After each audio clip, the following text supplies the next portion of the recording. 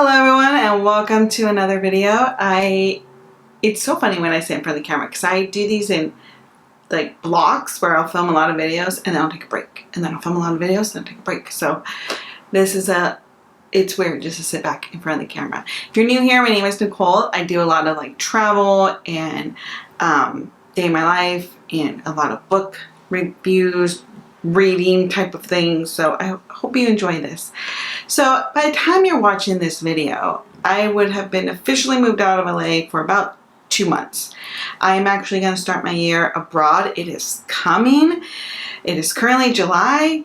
I'll be starting that trip in October. So I'll be living in different countries for a whole year. So I've been planning that for two years. But that means I have to leave my home of LA. And you probably clicked on this video because you were thinking, should I move to Los Angeles? Is this a good time to move to Los Angeles? Are they always on fire and having riots? And to that I'm like, no and no. So it's a bittersweet thing for me because I don't feel like I'm done with LA. You'll hear me say this in a lot of videos because I'll probably say this multiple times. I know I'll be back. I could just feel it because I don't feel like I finished everything I want to do here in LA. And if you're new here, I grew up in California. I grew up in Northern California. I went to school in San Francisco. So this is advice coming from someone that is used to living in California. I just moved from NorCal to SoCal. So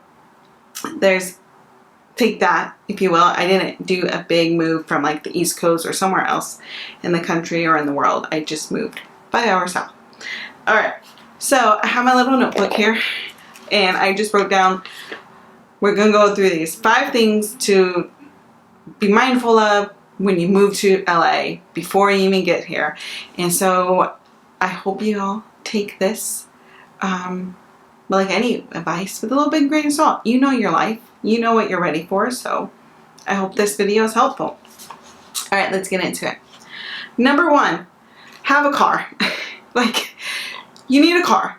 All right, this is a driving city, and so therefore you need a license. If you're coming from, usually this happens a lot to my East Coast friends, they didn't have a license because they have a lot of public transit. So you're not going to have that here in LA. There are buses. There is a train thing being built, but it's still not convenient enough. Right? It's good. I love that we have that option, but it's not going to get you everywhere you want to here in LA at the time that you want to go there, to different neighborhoods, all that.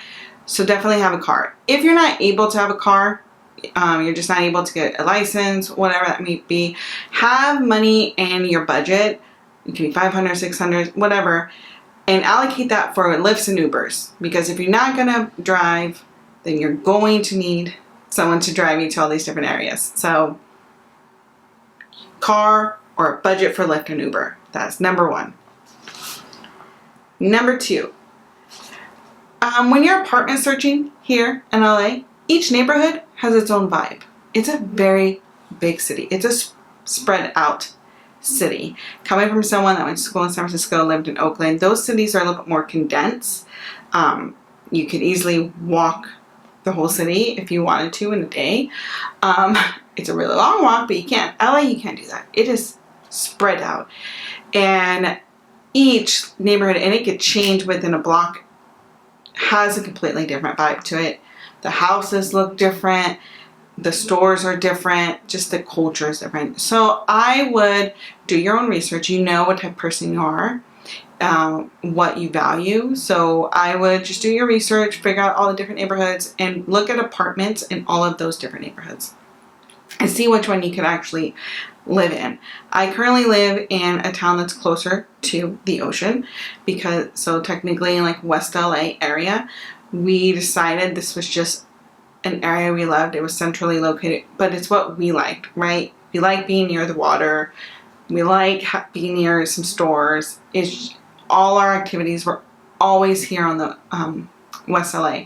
But there are people that love living in like Silver Lake, Arts District, Koreatown. That's a little bit more condensed and urban. And by urban, I just mean the houses are closer together, right? And it can There's some blocks that are a little more walkable, not a whole lot, but you know, it's just, everything's more condensed. You know the type of person you are. Please look at all the neighborhoods. Plus, each neighborhood has its sort of different price range. And I will talk about pricing later on, okay? But, because I want us to be mindful of how expensive it could possibly be living in LA. So, basically, go to all the different neighborhoods. I would strongly suggest, if you want to get a really, like, if you're just like, Nicole, I don't know what neighborhoods to go to. What are you talking about? Okay, I would look in Palms, Culver City area combined. Then I will also look into Santa Monica. If you really want like that Santa Monica drink, look at it. It's going to be a little bit pricier. These are areas getting a little bit closer to the water. Then I will also look into Century City, Silver Lake, or like East Hollywood, Echo Park area. And then I will also look into like Arts District. Completely different vibes. But you also can get used to like the freeways are near and just figure out which one is better for you. Plus, all those neighborhoods that I gave you, the first two are closer to, or the first three are closer to the water. The second three, Silver Lake and East Hollywood and Echo Park, if you look at a map of LA, it's sort of like in the middle, but north in the middle. And then Arts District is pretty east. So those neighborhoods then will be really close to other types of neighborhoods that you could easily drive to, and you could just, again, get the vibes for them. All right, because, number 3, because you're going to do a lot of driving, right? It's just inevitable. You're always going to hit street traffic, okay? Like, it is what it is. It is ideal if you can make it work to try to live near a grocery store. Because if you have to sit in traffic to do your everyday shopping, it would drive you insane. It just will. We had this problem in our first apartment. We lived downtown. It was a gorgeous apartment. On the 6th floor, great views, very spacious. But downtown doesn't have a whole lot going for it. I know there's some people that say it does. It does not. It is a downtown where there's some things on one block and the next block is dead. The next block is a little scary. Then it has more things. Then it just repeats itself. And downtown, it'll have more lunchtime restaurants than dinner restaurants because, you know, there's like businesses down there. But after hours, it's very dead, or it can get very sketchy. So it's just not the vibe. But where we lived downtown was like one block over. It was like slightly newer, but it still wasn't close to a lot of activities. But anyways, the closest grocery store that we like to go to was like near USC. And so we're grocery shopping with a lot of college students. The parking was crazy. It was always packed. It just didn't make everyday life fun, like going to the stores and just picking up your items. So we were really mindful of like the next apartments we lived in. We want to be closer to like our everyday shopping. We accept the fact that we have to sit in traffic to go do fun stuff because my husband and I, we both worked from home, so we don't have to do the morning commute. But to just do like grocery shopping, we don't feel like driving very far. Where we currently live, our grocery store is like a 4-minute drive. So we really lucked out. All right. 4, it's a big city. Okay, number 4, it's a big city. And if you're not used to city life, kudos for doing this big change, by the way. If you're not used to city life, welcome. You're not gonna make friends like with your neighbor. You may not even know who your neighbor is. I don't know who my neighbors are. I see them in the hallway and I smile and I nod, but I don't know their names. Anyways, you want to join organizations and sports. LA is a very outdoor type of city, so if you love doing just outdoor activities, pickleball got very big here right now. It's still big. People do tennis, driving range, hikes, running, basketball, baseball, whatever you like to do outside. If you're one of those people, you could just easily go to like city like websites, whatever city you're in, and just look for like their sports teams, and you could just join one and join friends. You could also just join different organizations and make friends. One of the organizations I joined is Junior League. Junior League is international. You probably have heard of it. It's a women's organization. that really introduced me to a lot of new people, kept me active in my community, because when you join these organizations, then you are truly living in LA. You know what I mean? You're not like a tourist anymore. You're like in it. So you are going to a lot of different like events. We volunteered a lot with a lot of different organizations. So I got to see all of LA and not just like my little neighborhood. So definitely join organizations. There's bookstores here. I'm a big fan of bookstores. There's bookstores everywhere, but I love bookstores. And some of these bookstores will have game board night. Go to those. Find events that you like to do and join those, and be proactive making friends. A lot of my friends, and not to toot my own horn, but a lot of my new friends are like, you are so good at bringing people together and like staying in contact. Because what I would do is, like, if I met someone that I knew I was truly connecting with, we would exchange phone numbers, and I didn't mind being the first one to text them and being just like, hey, these are the dates I'm available to hang out the next 2 weeks. Do you want to grab lunch or coffee? I give them a 2-week span. If most of the time they'll be like, oh my God, this date works for me in this time. Other times they will be like, oh, like, because again, I'm a little bit older, and most of my friends have corporate jobs or entrepreneurs. They're going to conferences. They have really long meetings, so they can't meet every day.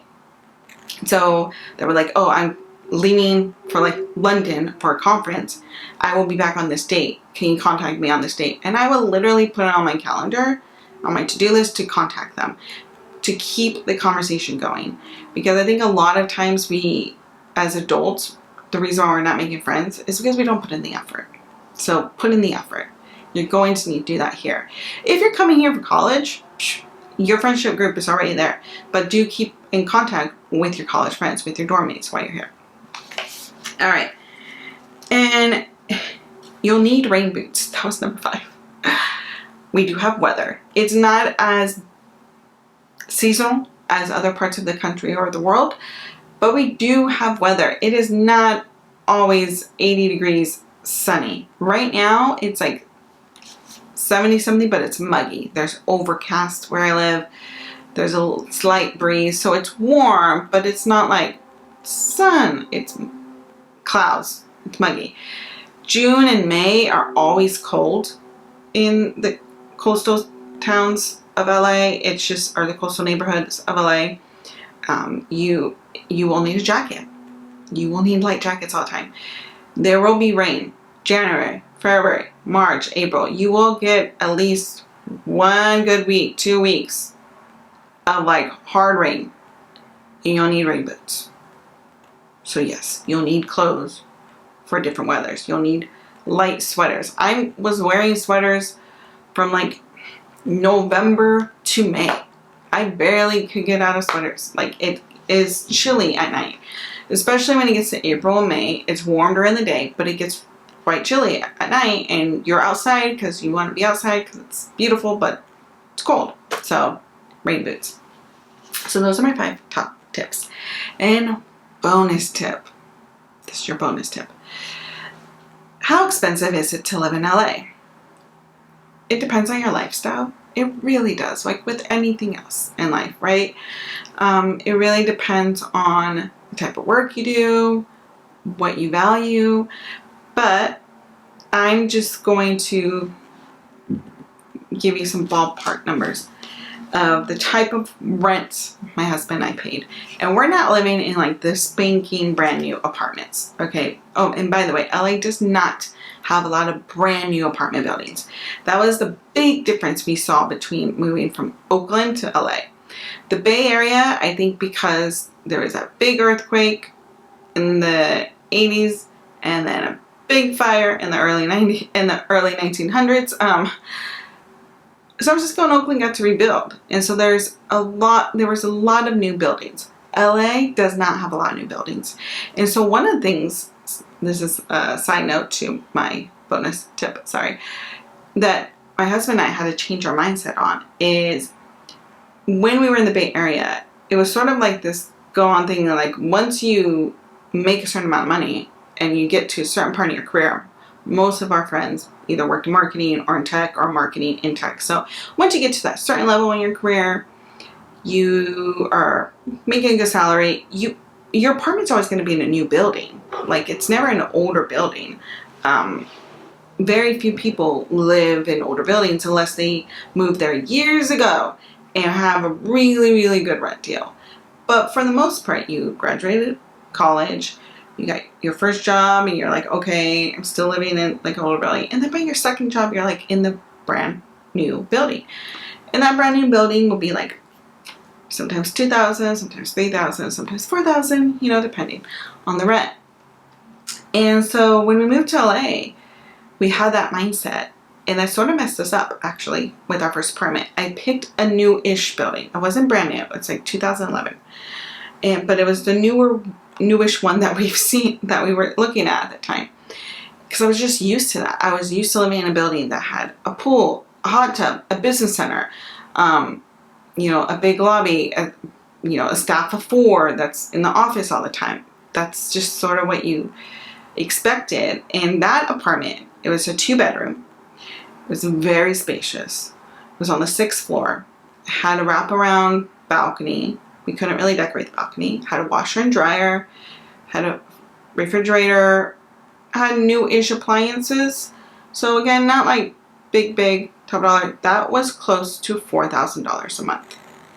And it was very spacious. Our most spacious apartment we lived in. I loved it. Loved the views. Didn't love the neighborhood. And the staff wasn't really that helpful. And so, oh, and it came with parking. All these apartments we lived in do come with parking. And so we moved. Our second apartment was about $3,500. That was in an older building. And that was also 2-bedroom, 2-bath, no washer and dryer in unit. It was the laundry room was 1 room over, so okay. And there wasn't a staff. There was maybe like 1 person, but they changed management a lot. You know, we had mail inside the building, and we had a parking spot, all of that. And all these apartments had a washer and dishwasher, in it. So again, this is just, I'm giving you all this just in case you're like really trying, like you're moving from somewhere else, like a different state or a different country, just like, and it's different in whatever state and country you live in. All right, so that was like $3,500. That was in a very LA neighborhood. You know, it was very, it was near a lot of cool stuff. We really liked the neighborhood. Like, we enjoy the neighborhood. We lived down the street from like a lot of like studios. We lived down the street from a golf course. It was just like a really great neighborhood. However, it was an older building. And like I said, most of the LA apartment buildings are older. You want to live in a building that is well managed because, again, they're older. They're going to have problems. This building was not well managed at all. And it was always drafty. The bathroom never fully dried. It was just because he kept changing management. So we knew, okay. So we left that apartment and we're just like, all right, we know the apartment buildings have to be older, but we have to have like a nice staff member on site that we could easily contact if there is a problem. And so that's what brought us here and this is the apartment that is closest to the ocean, closest to the beach, and is our least expensive one. We really lucked out. This was about $3,250, so $3,250. It is also 2-bedroom, has a washer and dryer in unit, a dishwasher in unit, parking. We have a really spacious balcony that we got to decorate ourselves. Our last 2 places, the wraparound balcony we couldn't decorate because that was one of their rules. And the second one, the balcony it was not even a balcony, it was a very small patio. It was not great. We couldn't do anything. So this one we got to actually do what we wanted to do. But it's an older building. It was like built in the 70s. We could tell. And this also has a pool and a hot tub. But the staff is like this wonderful woman. She is like the go-to person. And then we see like maintenance guys all around and we can contact them if something's going on. So having her here, like the company has, that I appreciate. I appreciate that the company has realized that is an asset to their residents to have someone in office like Monday through Friday 9 to 5 or something. I think she has like either Monday or Tuesday off, but that she is here. So if we have a quick question, we can literally just go down to the lobby and ask. And she knows like pretty much all the tenants. Like I've had really nice conversations with her. So if you're gonna move to LA and you know you have to live in an older building, you want to make sure it's well managed. So definitely ask questions about like if there's a staff, what's the protocol if there's something that goes right, like your sink is leaking, the dishwasher isn't working, whatever, right? Who do you contact, right? And those are things that you want to ask. So I hope me giving you some like numbers, and I'm being very transparent here. Y'all know, y'all have ideas now. Give you an idea of how much it would cost. Can you move to LA and live somewhere a lot that costs a lot less? Yes. But be mindful then, if you're going to pay less, what are you giving up? What are you comfortable giving up? I was always okay giving up like maybe a dishwasher, but I did want a washer and dryer. I need to be able to easily wash my clothes. I needed parking. That was a guarantee. Like, LA parking is crazy. I did not want to live anywhere. There was a lot of apartments that were great that did not guarantee parking. And again, going back to traffic, if you live in an apartment like that, usually you can get like a street permit so you can park on the street that you live on. But then you gotta like fight for those parking spots. And I did not feel like circling my block when I get home every time to try to find a parking spot. Like, I just felt like that was madness. So anyways, I'm gonna stop there. I do hope you make your move to LA. I'm gonna miss living in the city a lot. And I hope this video was very useful and very helpful. Stay tuned. There's gonna be a lot of moving videos and a lot of travel videos, because by the time you guys are watching this, we're a few weeks away from being in Italy. So stay tuned. Alright, see y'all around.